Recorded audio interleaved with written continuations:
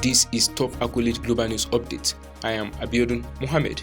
Israeli Prime Minister Benjamin Netanyahu's coalition plunged into chaos on Monday after mass overnight protests over the sacking of his defense chief piled pressure on the government to halt its bitterly contested plans to overhaul the judiciary. Netanyahu had been expected to make a televised statement on Monday morning announcing the plans which he says are needed to restore balance to the system of government, but that critics see as a threat to democracy had been suspended. Amid reports his nationalist religious coalition risked breaking apart, the statement was postponed while Netanyahu met heads of the parties. Justice Minister Yariv Levin, who has been leading the process, said that as a member of the ruling Likud party, he would respect whatever decision Netanyahu reached. Tens of thousands of protesters returned to the streets in Tel Aviv and Jerusalem. Meanwhile, many waving the blue and white Israeli flags that have become an emblem of the protest.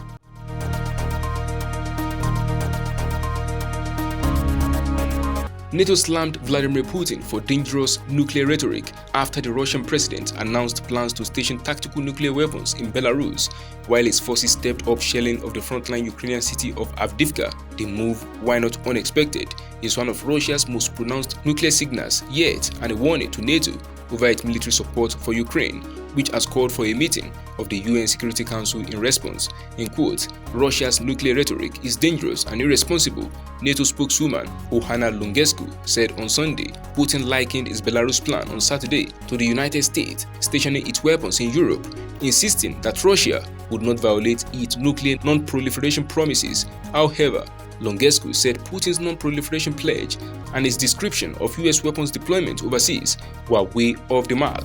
Ukraine security chief Oleksiy Danilov said Russia's plan would destabilize Belarus, which he said had been taken hostage by Moscow.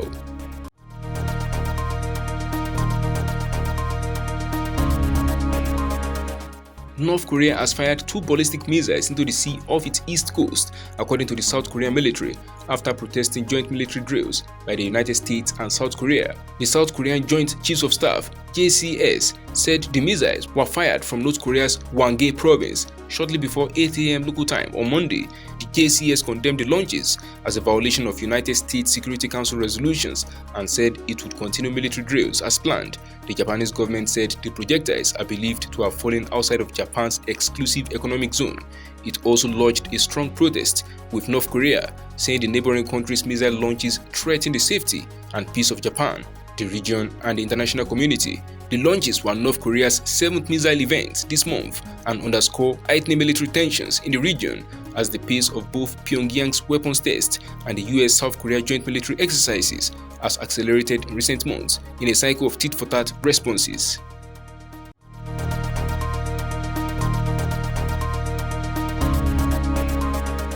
Taiwan President Tsai Ing-wen, seeking closer ties with Western democracies in the face of Chinese pressure, has welcomed a large Czech delegation to the island, a boost for Taipei after one's loyal ally, Honduras, switched allegiance to Beijing. Although the number of countries that retain former diplomatic ties with Chinese-claimed Taiwan has dwindled to just 13 after the move by Honduras on Sunday, US allies like the Czech Republic have been bolstering support for the democratic island, even as they also only officially recognize China. The roughly 150-person Czech delegation arrived in Taipei on Saturday, led by the Speaker of the lower chamber of the Czech Parliament, Markéta Pekarová-Adamová. Tsai, meeting Pekarová-Adamová at the presidential office, noted she had come to Taiwan despite great pressure in a veiled reference to Chinese criticism of her visit. Adamová told Tsai the Czech Republic and Taiwan are strong partners. Speaking earlier to reporters after a Taiwan-Czech business forum, Economy Minister Wang Meihua said the timing of the Honduran announcement and the Czech delegation's arrival were 2 different things, but that the Czech visit was important.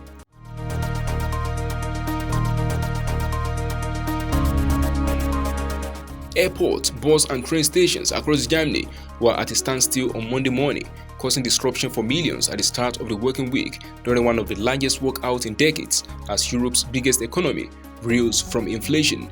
The 24-hour strikes called by the Verdi Trade Union and Railway and Transport Union (EVG) were the latest in months of industrial action, which has hit major European economies as higher food and energy prices dent living standards. Two of Germany's largest airports, Munich and Frankfurt, suspended flights while long-distance rail services were cancelled by rail operator Deutsche Bahn. Striking workers wearing red eye visibility jackets blew horns and whistles through an empty Munich train station. Employees are pressing for higher wages to blunt the effect of inflation, which reached 9.3% in February. Germany, which was heavily dependent on Russia for gas before the war in Ukraine, has been particularly hard hit by higher prices as it scrambled for new energy sources, with inflation rates exceeding the euro area average in recent months. Persistent cost pressures have pushed central banks to a series of interest rate increases, though policymakers have said it is too early to talk of a price-wage spiral.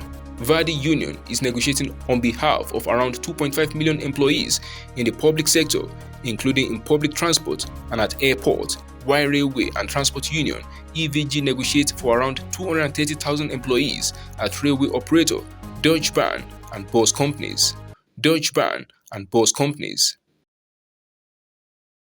That is the size of top accolade global news update. You can follow us on our social media platforms as displayed on your screen. Happy New Week!